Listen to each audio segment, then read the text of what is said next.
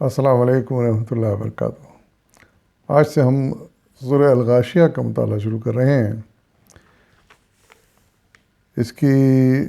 پہلی 16 آیات کا ترجمہ لے کر میں حاضر ہوں اس وقت، سماعت فرمائیے۔ اعوذ باللہ من الشیطان الرجیم، بسم اللہ الرحمن الرحیم۔ کیا تمہیں اس چھا جانے والی آفت کی خبر پہنچی ہے؟ کچھ چہرے اس روز خوفزدہ ہوں گے، سخت مشقت کر رہے ہوں گے، تھکے جاتے ہوں گے، شدید آگ میں جھلس رہے ہوں گے، کھولتے ہوئے چشمے کا پانی انہیں پینے کو دیا جائے گا، خاردار سوکھی گھاس کے سوا کوئی کھانا ان کے لیے نہ ہوگا جو نہ موٹا کرے نہ بھوک مٹائے۔ کچھ چہرے اس روز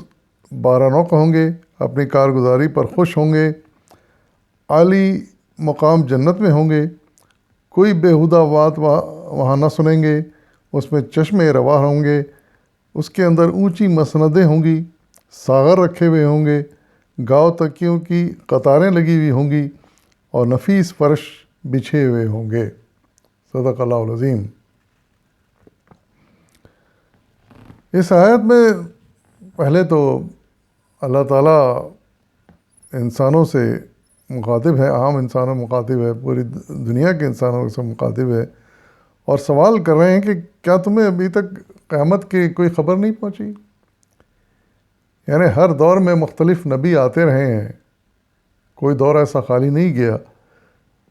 کہ نبی نہ آئے ہو کسی امت میں، کسی قوم میں۔ نبی آتے رہے ہیں، پھر اپنے ساتھ کتابیں لاتے رہے ہیں جس میں ساری ہدایت درج ہیں۔ تو کسی نہ کسی ذریعے سے یہ خبر تو تم تک پہنچ گئی ہوگی، نبی کے ذریعے یا ان کی کتابوں کے ذریعے، کہ ایک وقت آنے والا ہے کہ دنیا تباہ ہو جائے گی، ایک بہت بڑی آفت آئے گی اور اس پوری دنیا کو، بلکہ اس پوری کائنات کو یہ فنا کر کے رکھ دے گی، الٹ پلٹ کر کے رکھ دے گی۔ یہی وہ قیامت کا دن ہوگا جس کے بارے میں نبی بھی انتباہ کرتے رہے ہیں اور ان کی لائی ہوئی کتابوں میں جا بجا اس کے بارے میں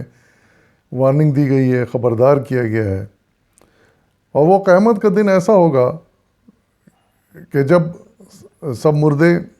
دوبارہ زندہ ہو کے اٹھیں گے، جیسا کہ ہم کئی آیات میں پچھلی دفعہ پڑھتے ہوئے آئے ہیں کہ دوسری زندگی ملے گی سب انسانوں کو۔ اور جب وہ انسان اس میں سے جو گناہ گار ہوں گے، چونکہ وہ اپنے ماضی کو اچھی طرح جانتے ہوں گے، اس لیے وہ پریشان ہوں گے، خوفزدہ ہوں گے کہ اب ان کے ساتھ کیا انجام ہونے والا ہے۔ اب یعنی پہلے تو حیران ہوں گے کہ ہم یقین نہیں کرتے تھے، لیکن دیکھو آج ہم دوبارہ اٹھ کے کھڑے ہو گئے، زندہ ہو گئے۔ اب ان کو پھر ایک ایک کر کے ان کے تمام گناہ یاد آئیں گے اور ان کے حالت بری ہوگی، لیکن ان کی اس گھبراہٹ اور اس سے کوئی ان کو فائدہ نہیں ہوگا، پریشانی کا وہ جو بھگتنا ہوگا وہ ان کو بھگتنا ہی ہوگا، اور نتیجہ یہ ہوگا کہ پھر عدالت لگے گی، ان کے حق میں برا فیصلہ آ جائے گا، کیونکہ ہر طرح کے ثبوت، دلائل ثبوت، گواہ موجود ہوں گے وہاں پر، جن سے ثابت ہو جائے گا کہ گناہ گار ہیں۔ اس کے بعد پھر ان کو جہنم میں جانے کا حکم دے دیا جائے گا، فرشتے ان کو پکڑ کے جہنم میں لے جائیں گے۔ اب وہاں کی حالات بتائے گئے ہیں کہ وہاں کیا حالت ہوگی، یعنی سخت مشقت کر رہے ہوں گے، تھکے جاتے ہوں گے، آگ میں جھلس رہے ہوں گے اس جہنم میں، اور پینے کے لیے ان کو کھولتے ہوئے چشمے کا پانی دیا جائے گا، ٹھنڈا اور مزیدار پانی نہیں ہوگا جس کو پی کر ان کی پیاس بجھ جائے، بلکہ کھولتا ہوا پانی دیا جائے گا سزا کے طور پر۔ کہا جا رہا ہے کھانے کے لیے ان کو خاردار سوکھی گھاس کے سوا کوئی اور کھانا نہ ہوگا۔ یہاں پر تھوڑی تشریح فرماتے ہیں مولانا سید ابوالعلا مودودی رحمۃ اللہ علیہ اپنی حاشیہ نمبر 3 میں تشریح ہے اس آیت کی، کہ قرآن مجید میں فرمایا گیا ہے کہ جہنم کے لوگوں کو زقوم کا درخت کھانے کے لیے دیا جائے گا۔ کہیں ارشاد ہوا ہے کہ ان کے لیے غسلین یعنی زخموں کے دھون کے سوا کوئی کھانا ہوگا، اور یہاں فرمایا جا رہا ہے کہ انہیں خاردار سوکھی گھاس کے سوا کچھ کھانے کو نہ ملے گا۔ ان بیانات میں درحقیقت کوئی تضاد نہیں ہے۔ ان کا مطلب یہ بھی ہو سکتا ہے کہ جہنم کے بہت سے درجے ہوں گے جن میں مختلف قسم کے مجرمین اپنے جرائم کے لحاظ سے ڈالے جائیں گے اور مختلف قسم کے عذاب ان کو دیے جائیں گے۔ یہ بھی ہو سکتا ہے کہ وہ زخم کا کھانے سے بچنا چاہیں تو غسلین ان کو ملے گا، اس سے بھی بچنا چاہیں تو خاردار گھاس کے سوا کچھ نہ پائیں گے، غرض کوئی مرغوب غذا بہرحال ان کو نصیب نہیں ہوگی۔ اور پھر ارشاد فرمایا جا رہا ہے کہ کچھ روز دوسری طرف نیک لوگوں کا حال بیان کیا جا رہا ہے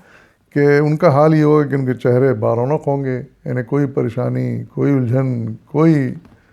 فکر، کوئی غم نہیں ہوگا ان کو، بارونق ہوں گے، یعنی اشاش بشاش ہوں گے، کیونکہ جیسا وہ سوچتے تھے دنیا میں کہ ہمیں ایک دن ہمارے نیکیوں کا جو ہم کر رہے ہیں اچھا نتیجہ ملے گا، اچھا انجام ملے گا، ان کی قدر ہوگی، تو واقعی ان کی قدر ہوگی، ان کو جنت میں بھیج دیا جائے گا، فرشتے ان کو جنت میں لے جائیں گے، اور وہ یہ نیک لوگ اپنے کارگزاری پر خوش ہوں گے، یعنی کہ بہت اچھا ہوا کہ ہم نے تھوڑی تکلیفیں سہ لیں لیکن کچھ نیکیاں کر لیں، بہت اچھا ہوا کہ ہم نے کچھ دنیا کے آرام و آسائش کو قربان کر دیا لیکن ہم نے کچھ نیکیاں کر لیں، اللہ کو راضی کر لیا، اور اس کا نتیجہ یہ ہوگا کہ آج ہم جنت میں ہیں، کے اعلیٰ مقام میں ہیں، اور وہ ایسا مقام ہوگا جہاں وہ کوئی بیہودہ بات نہ سنیں گے،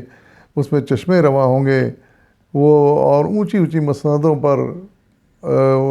تختوں پر، کرسیوں پر وہ بیٹھے ہوں گے جہاں تکیے لگے ہوں گے، ان کے آگے ساغر بھرے رکھے ہوں گے اچھی بہترین پانی کے، بہترین شرابوں کے، جن میں لطف ہی لطف ہوگا، لیکن کسی قسم کا بیہودہ پن نہیں پیدا ہوگا، دماغ آپے سے باہر نہیں ہوگا، ہوش حواس نہیں کھوئیں گے وہ، لیکن صرف لطف اندوز ہوں گے، ایسی بہترین ان کو شراب دی جائے گی، پینے کے لیے بہترین پانی، دودھ کے چشمے، شہد کے چشمے، کیا کیا نہیں ہوگا، ہر چیز ہوگی۔ تو یہ فرق ہے جو بار بار بتایا جاتا ہے قرآن مجید میں کہ گناہ گاروں کا کیا انجام ہوگا اور نیکوکاروں کا کیا انجام ہوگا۔ تو کتنے کم عقل لوگ ہیں وہ اس اچھے انجام کی فکر نہیں کرتے، اس کو حاصل کرنے کی کوشش نہیں کرتے جو کہ